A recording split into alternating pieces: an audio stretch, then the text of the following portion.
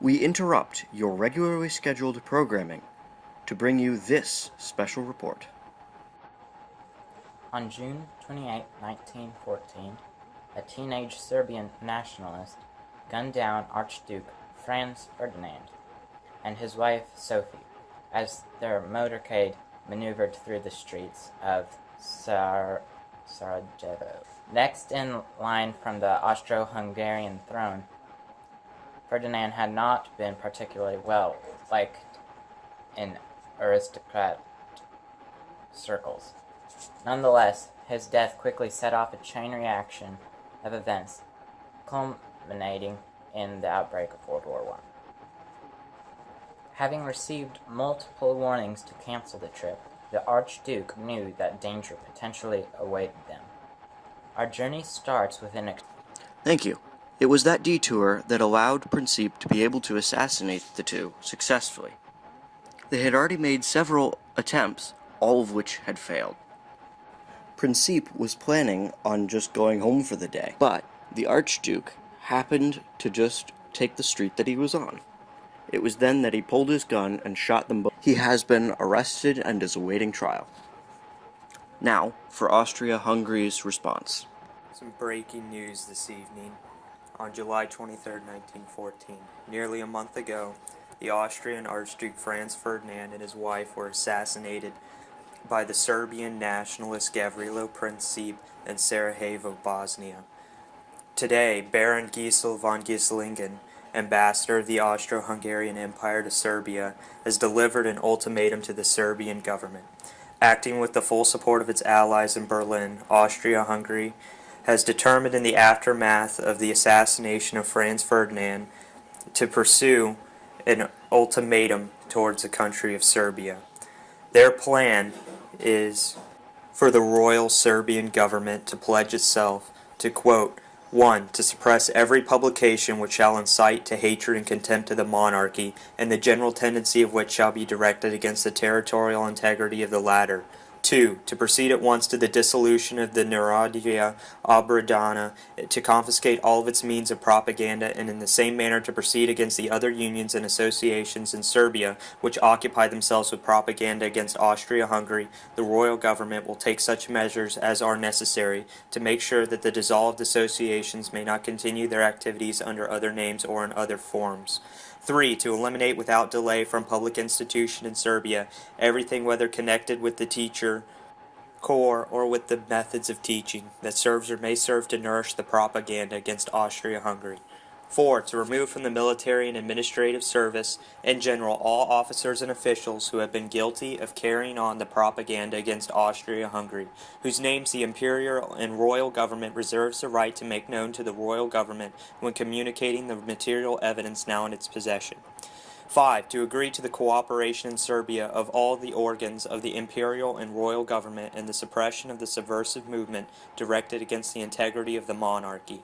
6. To institute a judicial inquiry against every participant in the conspiracy of the 28th of June who may be found in the Serbian territory. The organs of the imperial and royal government delegated for this purpose will take part in the proceedings held for this purpose.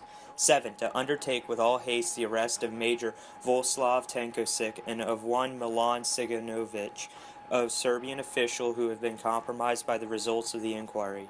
8. By efficient measures to prevent the participation of Serbian authorities in the smuggling of weapons and explosives across the frontier, to dismiss from the service and to punish severely those members of the frontier service at Shabac and Loznica who assisted the authors of the crime of Sarajevo to cross the frontier.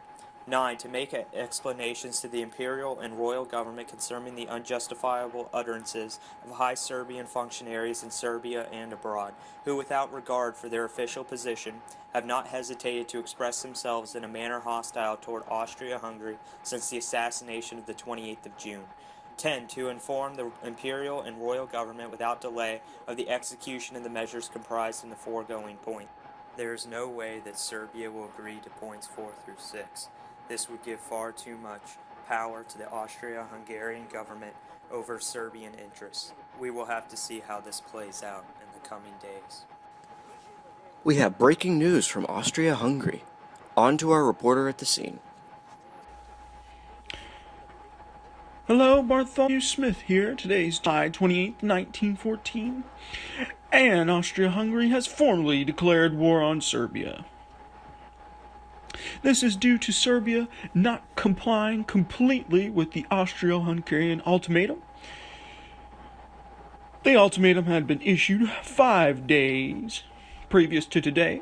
The terms of the ultimatum for Serbia were that they accept Austrian inquiry into the assassination of Archduke Franz Ferdinand, that there was a suppression of all Austrian propaganda, and elimination of all terrorist groups.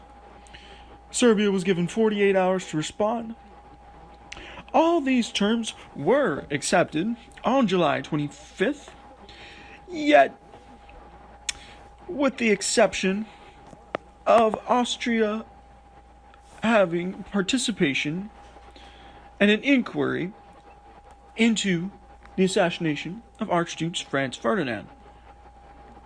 With more on this, I'm going to send it out to Gary. Gary, you're live. Yes, I am now accompanied by Austrian official and former ambassador to Serbia, Baron Geschel. You are aware, Mr. Geschel, that this action will bring Russia to the aid of the Serbians, correct? Why, yes, sir.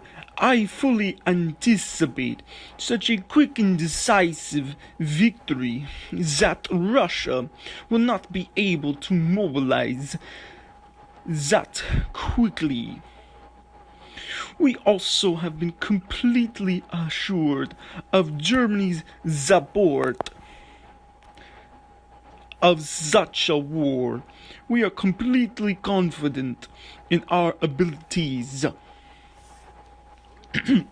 You are also aware that France and Britain are allied with Russia, and thus by extension, Serbia. Why, yes, of course we know that. But France and Britain are not and will not be our problem. Like I said, we are completely confident in our abilities. Well, there you have it. A very confident Baron Geschel. Now back to you, Bartholomew.